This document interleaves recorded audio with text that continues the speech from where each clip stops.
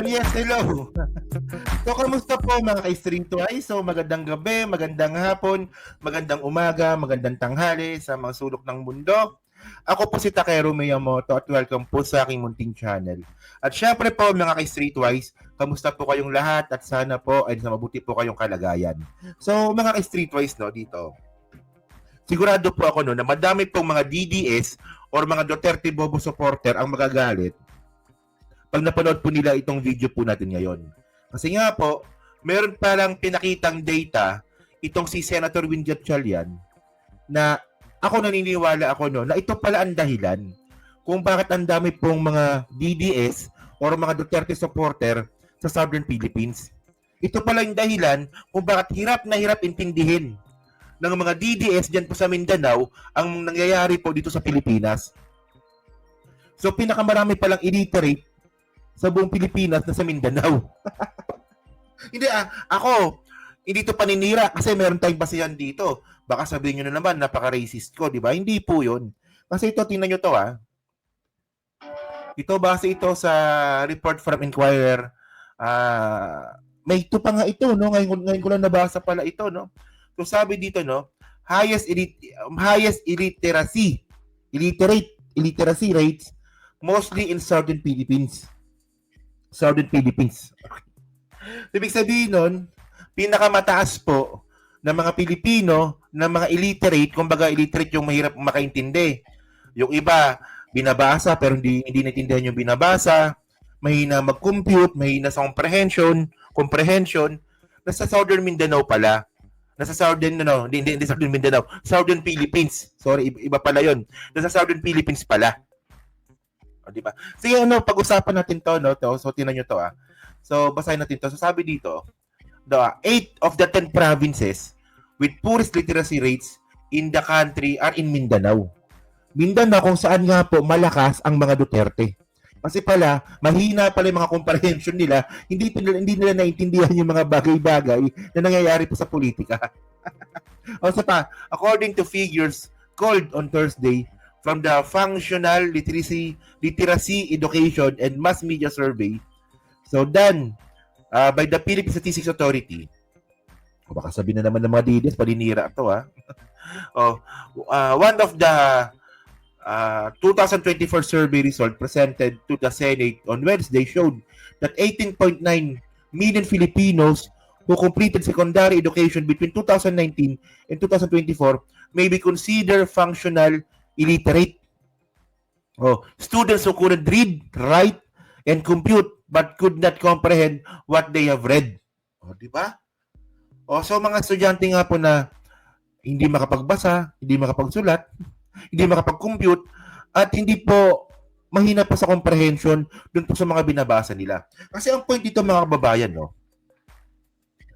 ang Pilipinas po, nasa maayos po na estado.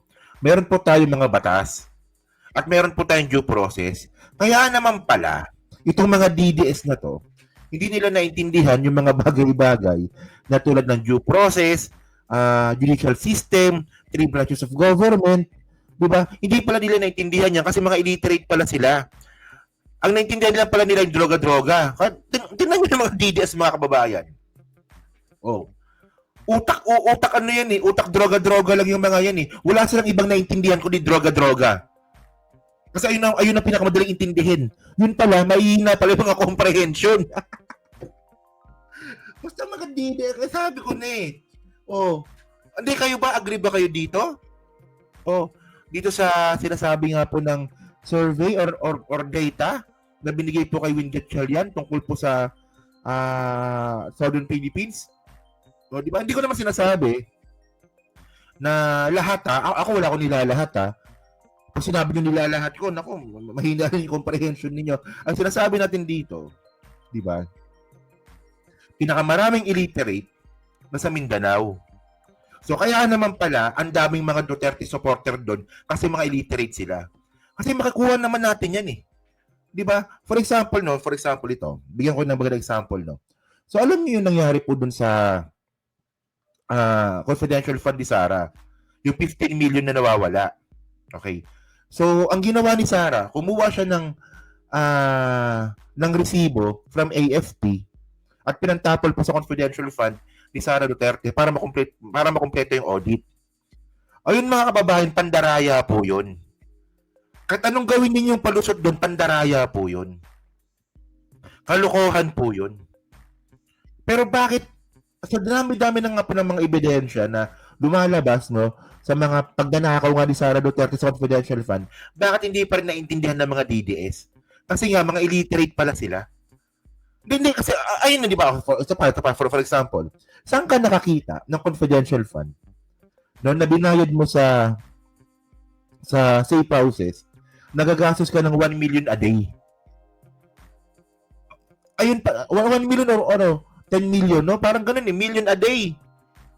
So yun pala ang hirap na i-justify nun, pero hindi pa rin po naintindihan ng mga DDS kasi mga illiterate pala sila. So, continue pa natin yung pagbabasa. No? So, sabi pa dito, okay, ito malapit. The other provinces with basic illiteracy rates were Davao Occidental. 55,000 or 23% of its population. O, diba? So, Basilan, sunod. Northern Samar. So, ito, nasa Visayas na to, no? Tapos, Sarangani, Mindanao din to. Lanao del Sur, Mindanao, Zamboanga, Mindanao, Samar, Leyte. Ano yan? Samar, Leyte, di ba? So, kaya pala nandun si Richard Gomez. So, Sultan Kudarat, Mindanao, tsaka Maguindanao del Sur. So, mga taga Mindanao nga ito, na mga pro-Duterte din to mga probinsya po na to. Ito, hindi ko nilalait pero base po ito sa pag-aaral Base po ito sa data Di ba? At tingnan nyo mga kababayan, no? Pag kayo, subukan yung may makausap kayong mga DDS, tingnan ninyo. Karamihan sa kanila, mga taga Mindanao din. Kasi meron akong kaibigan ko pa rin hanggang ngayon, na wala nang tama't mali para sa kanya. Wala nang tama't mali. Kahit napakita mo na yung mga facts, yung mga data, di ba? Kahit naharap-harapan na po nandiyan na po yung kalokohan ng mga Duterte, hindi pa rin po siya maniniwala. Kasi nga po, Duterte supporter nga daw siya.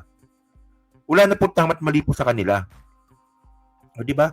So, yun lang, nakakatawa lang na, nga pala, no? Meron, kaya pala, itong mga bagay lang kasi mga streetwise, no, na illiterate kang magbasa, paano mo pababasahin yung batas? Di ba, ayun yung point Tayo po kasi naniniwala po tayo sa batas. Naniniwala po tayo sa due process. Pero itong mga DDS pala, kaya naman pala, no? Kaya pala, para sa kanila, okay lang yung patayan, okay lang yung, di ba, okay lang yung tokhang, kasi hindi pala nila naintindihan yung ibig sabihin ng due process. So, malaking problema po ito. Di ba, napaka-basic na napaka-basic needs po ito ng bansa natin tungkol po sa edukasyon na napabayaan din po. Kasi nga po, 3 taon din po naging Deputy Secretary si Sara, isa rin tanga. Ito pa, may kakwento pa ako, no? Kakwento pa ako isa pa. So, nung isang beses, no, kung akala nyo toxic yung YouTube, tsaka toxic yung Facebook, mas toxic po sa TikTok. Oo. Grabe pong toxic sa TikTok. Especially yung mga nagda-live stream. Minsan nandun ako nanonood. Pag triggered ako, umakit ako. Alam niyo, minsan umakit ako sa mga usapan ng mga DDS. So sabi ko, bakit ganyan kayo mag-isip? Pati din nyo i-research yung ganito. Sabi ko, bakit hindi nyo i-research na yung nahuling droga sa Malacanang compound ay hindi sa loob ng Malacanang kundi sa Malacanang compound yan. Alam niyo sagot sa akin ng mga DDS na mga taga Mindanao din. Ang sagot nila sa akin, magre-research pa kami. Pahirapan mo pa kami. So ganun sila. Wala silang research. Basta paniniwala nila, ayun na yun. Mga illiterate nga po kasi. Kaya naman pala. So mga kababayan, no, kung naalala nyo nga ito, pakita ko sa inyo, no. Ito, naalala nyo to. Ito sinabi ni Digong to Kailangan may ads pa. Sabi dito, explainer, why Duterte's sudden call for Mindanao secession, independence won't fly. Okay. So, naalala nyo mga kababayan, no, na isang beses, no, naglalaban ni Digong na ang Mindanao po ay ihiwalay sa Pilipinas. Kasi akala kasi ni Duterte, ganun po ka-illiterate ang mga taga Mindanao na pati yun is papakinggan siya. Hindi nga, di ba? So tingnan ninyo Sabi ni Digong dati, ihiwalay na natin yung Mindanao sa Pilipinas. Oh, pero hindi naman 'to nagustuhan ng mga ibang mga taga Mindanao. Especially yung mga matatalino, yung mga negosyante, yung mga may kaya naman sa buhay, yung mga hindi naman illiterate, di ba? Kasi may mga matatalino namang taga Mindanao. Naniniwala po ako doon. O sila po yung mga hindi po pumayag doon po sa secession na gusto nga po ni Digong. Pero may mga nakita pa rin po ako mga tangang mga DDS, no? Na gumawa pa nga ng passport na Mindanao. Sila po yung mga illiterate. Kasi ang point natin dito, kasi kung makakaroon ng secession, kung ihiwalay mo yung Mindanao po sa Pilipinas, ang unang-unang mamumroblema dito mga negosyante. Kasi karamihan po ng mga transaction po ng mga negosyante sa Mindanao galing pong Maynila. So mamumroblema sila dito. Siyempre, yung mga matatalinong mga taga Mindanao, di sila papayag dyan. O so nalaman ni Duterte, nakita ni Duterte, teka lang, no? Mukhang malabo ata yung secession na gusto ko. So binawi niya rin. So anong point ko dito? So ganyan po talaga, no, na ganyan po ang tingin po ni Digong sa mga taga Mindanao na akala niya na kahit anong sabihin niya, susunod po yung mga taga Mindanao. Buti na lang hindi. Buti na lang po may mga ibang mga taga Mindanao na gumagamit pa rin po ng utak at syempre po nakapag-aral po ng maayos. Oh, pero ang point natin dito, 'di ba? Nakakuha tayo ng connection kung bakit nga po ang daming DDS na taga Mindanao. Yun naman pala, sa top 10 po, no, 8 pala na probinsya ng Mindanao, mga illiterate, at yung yung 8 probinsya na yon mga Duterte supporter pa. Ano ba, sa tingin nyo ba, coincidence ba yon? O talagang pwede natin i-connect itong data na to dun po sa mga DDS po? Kasi malinaw naman mga kababayan Wala nang debate-debate dito. Bobo po ang mga DDS. Oh, so kayo ba naniniwala po ba kayo doon na pwede nating i-connect na kaya naman pala medyo mahina ang utak ng mga DDS, yun naman pala mga illiterate pala sila. Di ba? Kaya so kayo po ano po masabi niyo nga po dito sa content natin ngayon. So agree po ba kayo dito sa sinasabi nga po natin? Kasi ito data naman ito Ano ba, coincidence ba yun? Na yung mga illiterate, mga DDS supporter din? Coincidence ba yun? So pa-comment na po sa baba at binabasa ko pong lahat yan. At syempre, yan po sa Team Replay, palagi pa-subscribe. At kung di naman kalabisan, pa-share na rin po ng video po na to. So thank you mga ka-Streetways, no? So kita na lang ulit tayo sa susunod nating content. At dyan sa mga po sa mga kabataan, mag-aral po tayong mabuti para hindi po tayo maging illiterate. So, salamat po, thank you, and